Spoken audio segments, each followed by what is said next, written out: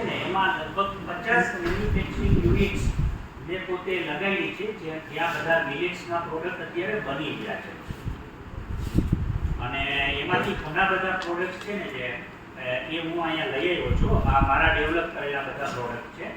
એ તમે આપણું આ પૂરું થાય એટલે તમે એને જોઈ શકશો કે આ શું છે આપણે જે બનાવેલા છે.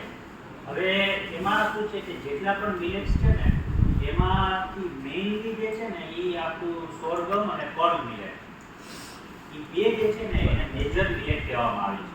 એટલે તમે ક્યારેક કોઈ પ્રોડક્ટનું મેન્યુફેક્ચરિંગ કરતા હોવ કે તમારે મતલબ આગળ મેઇન આપણું આ લેક્ચરનું પર્પઝ શું છે, ખાલી જ્ઞાન વધારવું નથી, એ ધ્યાન રાખજો.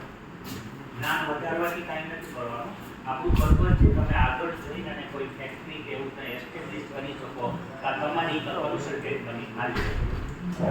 એ આપણું મેઇન પર્પઝ હોવું જોઈએ. તો તમને એ ખબર હોવી જોઈએ કે મેજર મિલેટ્સ જે છે ને એ પર્લ મિલેટ ને સોરગમ જ છે. બાકી રાગી નાન તે બધા છે, પણ રાગી છે તો એ મહારાષ્ટ્ર કર્ણાટક ત્યાં વધારે છે.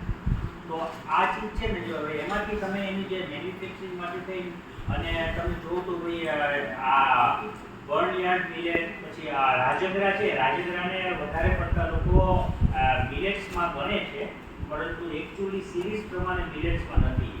પરંતુ અત્યારે એ મિલેટ્સ એટલે શું છે કે ગ્લુટેન ફ્રી થઈ ગયું, ઘણા બધા એના મિલેટ્સ સાથે એના મળતા આવે છે. હવે મિલેટ્સમાંથી આપણે જે પ્રોડક્ટ છે ને શું બની શકે તો આપણે એક જોઈએ કે જો એક ફોર્ચ્યુન કંપનીનું નામ સાંભળ્યું છે? Yes sir. એની ખીચડી પ્રીમિક્સ આવે છે માર્કેટમાં, ઠીક છે? એટલે એનું આપણે ખીચડી પ્રીમિક્સ બનાવી શકીએ મિલેટ્સ, પણ એ ડાયરેક્ટ એમનેમ ન થાય.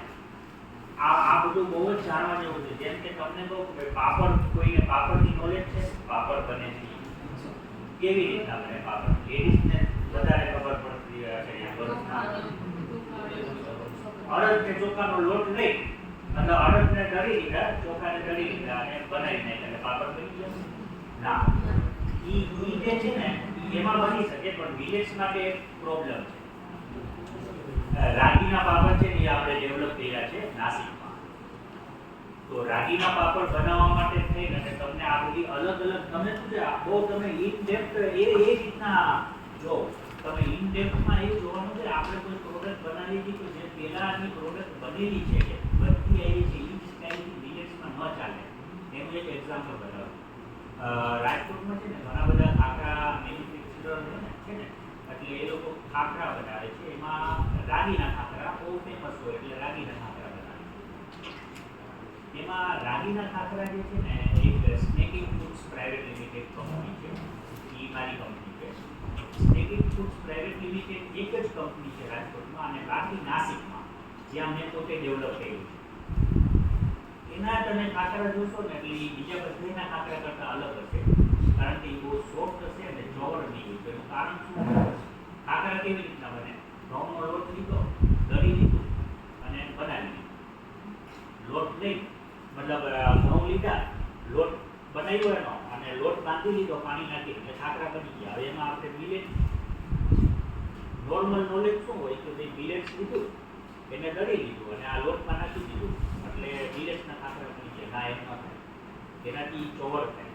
તમારે રાગી જે છે ને એને 24 કલાક માટે પલાળવું. રાગીને 24 કલાક પલાળ્યા પછી એને ભીના કપડામાં આખી એના માટેનું આખું અમે સેટઅપ તૈયાર કર્યું. 1 કરોડનું પ્લાન્ટ લગાવ્યું ત્યાં નાસિકમાં. ખાલી આ સૂકવવાના એના માટે મોટી મોટી ટ્રે ઊભી કરી. ટ્રેમાં છે ને ઉપર ભીના કપડાં લગાડી દીધા. 24 કલાક પછી રાગી બધી કાઢીને એ ટ્રેમાં રાખીને એમાં ભીના કપડાં રાખી દીધો એટલે એની અંદર છે ને જર્મિનેશન થઈ જાય.